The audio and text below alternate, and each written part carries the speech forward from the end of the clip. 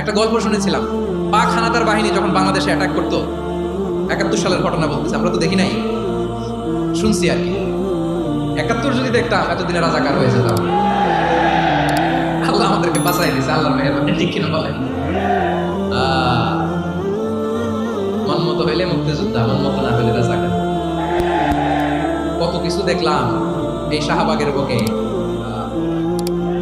আল্লাহ, 71 সালে দেখি নাই, আমরা শুনেছি। পাক হানাদার বাহিনী জিজ্ঞেস করতো মুসলিম না অমুসলিম চেক করার জন্য, বলতো কালেমা বল, কালেমা বাতাও। তো যারা কালেমা বলতে পারতো পাকিস্তানি বাহিনী নাকি ওদেরকে ছেড়ে দিত, শুনেছি। তো একজনকে, এক বাঙালিরে পেয়ে তার মাথার মধ্যে বন্দুকর নল ধরে বলতেছে কালেমা বল সালে, কালেমা বাতা, কালেমা বল। তো ভয়ের চোটে এই দোয়া পড়া শুরু করছে। ও পড়তেছে লা ইলাহা ইল্লা আনতা সুবহানাকা ইন্নী কুনতু মিনাজ জালিমিন। পাকিস্তানি বলে সালে ইয়ে তো মুসিবত কা কালেমা है। বাঙালি কয় হাম তো ভি মুসিবত মে হ্যাঁ। পাকিস্তানি বলে বেটা কোন দোয়া বললে, এটা তো মুসিবতের কালেমা। কয় আমিও তো মুসিবতে আছি, আমার মাথার মধ্যে বন্দুক ধরে তুমি আমার কালেমা জিজ্ঞেস করো, এখন কোনটা কালিমা আর কোনটা কি দোয়া, আমার হুঁশ আছে নাকি?